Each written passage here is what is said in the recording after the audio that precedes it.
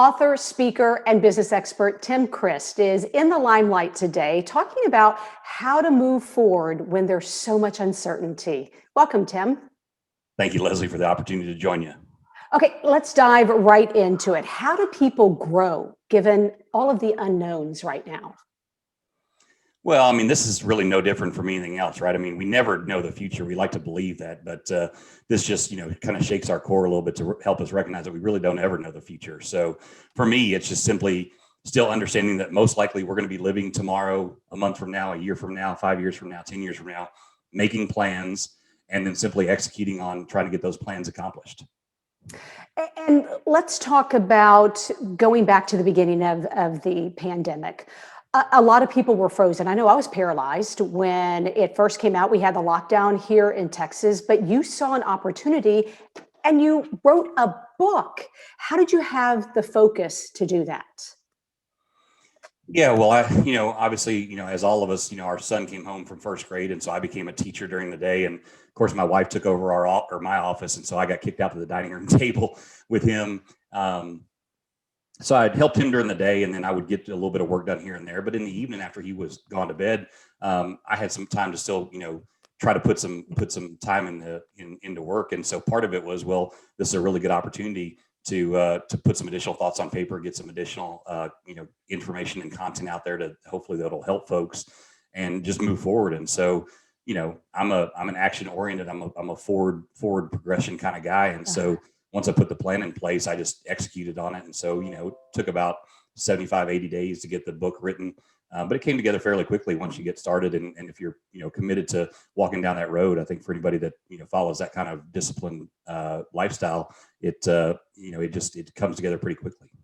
So while a lot of people were watching Netflix, this is what you were doing. So that brings me to my next question. You have posed this question: is COVID controlling you, or are you controlling COVID? Now, you're not referring to the actual disease itself, but what's happened to business and schools and people and our lifestyle, right?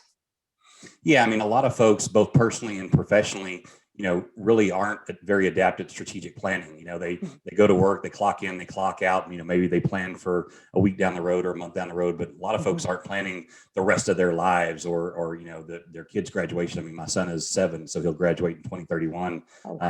But just coming up with a strategy of what you really still want to achieve and push forward. And so for me, it's always, it doesn't matter what all the noise is going on in the world. It's what am I focused on? What am I trying to, what do I need to do that I can control that still advances what we want to achieve? And so I want my son to be an excellent athlete. I want my son to graduate high school. I want him to, get into whatever college he wants. And so we're out every day exercising, getting better at his different sporting activities, or, every day we're reading and, doing math problems and doing all the other educational stuff. And so we just execute on those fundamental steps on a daily basis. And, with the knowledge that it's going to get us to where we want to be.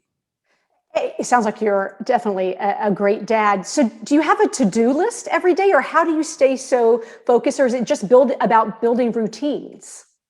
Yeah. Well, for me at this point, it's a routine. I think, my brain is always a strategic planning. So, my wife and I, we've actually done the exercise with our financial planner where if we live to 100 and we never get Social Security, do we run out of money? So we've done the whole long-term financial planning piece, and we did that years and years ago. And so the nice thing is that once you've done some of that initial strategic planning, a lot of other things just fall in place, and then it just gets easier to follow that plan the longer and longer you do it.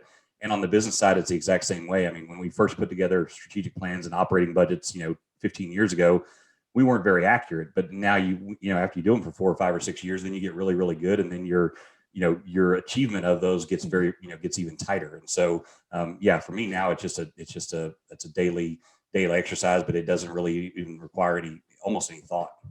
Okay, for someone who has not ever written out goals or doesn't know how to do that, what's your recommendation on how to get started?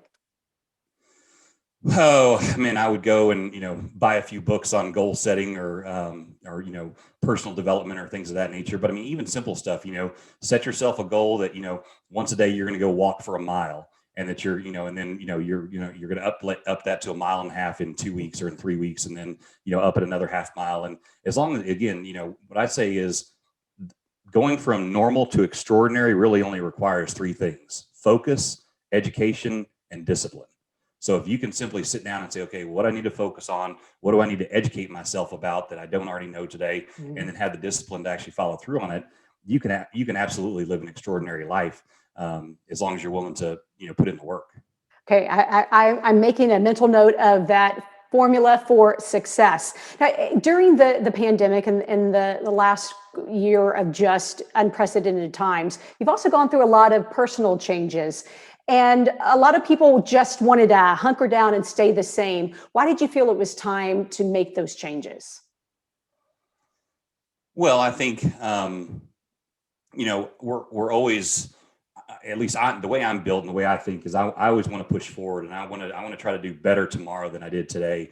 And like I said, my son is 7, but I've already got his entire high school career and probably college mapped out in my head at least, and at least I know what foundation I want to set for him. And so for me, it's very easy. When he got sent home from school, and then we knew in June and July, thinking ahead again, that August, well, most likely he was not going to go back in person to school. We looked around. We found a private school that we tried to enroll him in. They tested him, then they said he doesn't qualify for our second grade program, and I wasn't willing to make him repeat first grade. I said, but we then found that Bernie ISD was going to go back in person as of August 12th. And so we sold our house in Northside ISD, and we bought a house in Bernie for the fundamental reason to get him in school, because we weren't willing to give up 6 or 9 months of education just because this COVID thing was going on. And so we upended a pretty significant part of our lifestyle to move out here. But it's been phenomenal, and we've had some private tutoring resources we brought in to help catch him up, and then we've been doing a bunch of extra stuff in the evenings with him. And he's now exactly kind of really where on par he should be, but we still want to get him ahead. I mean, my wife is an incredibly smart person, and I like to think that I've got a couple of brain cells to rub together. So we'd like to get him in the GT program, but he's going to have to develop some his reading before we can fully realize that goal. So he's still got some things ahead of him that we need to accomplish. But in the meantime, too, we've been playing a lot of football and playing a lot of baseball and playing a lot of golf and playing a lot of basketball. And so he's still playing on a select football team. He's one of the top, one of the best kids on that team. He's one of the best hitters on his baseball team. We have a baseball or a basketball game rather tomorrow morning. And we have a golf tournament on Sunday. So we've got a lot of stuff that we keep going on. Busy. Oh, that's wonderful. Sounds like you're an incredible dad.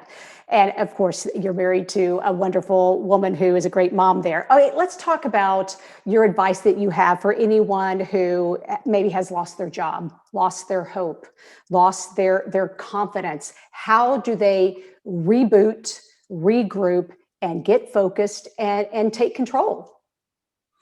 Yeah, no, that's a really good question. And I've been in that situation a couple of times. I've personally felt that despair and sort of that loss of self that comes with it, and sort of the shame that comes along with it. But really, and it's hard with COVID, obviously, because some people are a little concerned about it. But reach out to your immediate group of friends. Try to stay connected, get engaged. Just go out and have conversations. And again, assume that you're going to live for the next 5 or 10 or 20 or 30 years, and set a goal. Say, hey, I want to like for this summer we want Caleb to go to church camp, so I'm already going to enroll him in church camp, even though it's still obviously an unknown of whether that's going to happen or not. We're the travel ban is likely going to still be in place, and so we probably can't go outside the U.S. And so our once every other year trip to Turks and Caicos is probably not going to happen. But we're resetting that to probably do a summer Colorado trip and go mountain biking.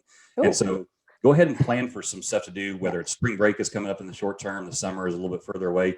Plan for two or three things that you really enjoy doing, or that you would enjoy to go do. And that'll help fuel the fire for you to kind of, continue to move along. And if you've lost your job, there are still companies out there that are hiring like crazy. I mean, I tell you, I talk to a lot of private equity firms on a very routine basis, and for them, because they have capital to burn, I mean, this has been a fire sale. So they've been swooping in and buying up companies that have been distressed and buying them at a discount, frankly, because they're looking long term. And so they're experts at looking 2 and 3 and 5 years down the road, and not just at the next 3 months. And so there's a lot of companies that are actively hiring. So the idea that you can't get a job right now is just ridiculous. And especially now with everybody being so used to remote work. I mean, now companies that historically would have required you to come into their office are now willing to hire you, even if you're 3 states away. And so, the world is now your oyster from an employment perspective. So look at the positives and not the negatives.